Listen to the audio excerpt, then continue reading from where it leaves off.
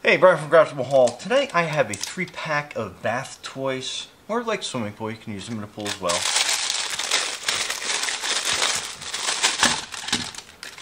Noisy plastic, but basically you get a duck and 2 turtles, and pretty cool. You just basically wind them up, kind of like hold their flippers in place and give it a couple winds. Don't overwind it. And then when you put it in the pool or your bathtub, they will start flipping around. But super cool. And then here's the last little guy.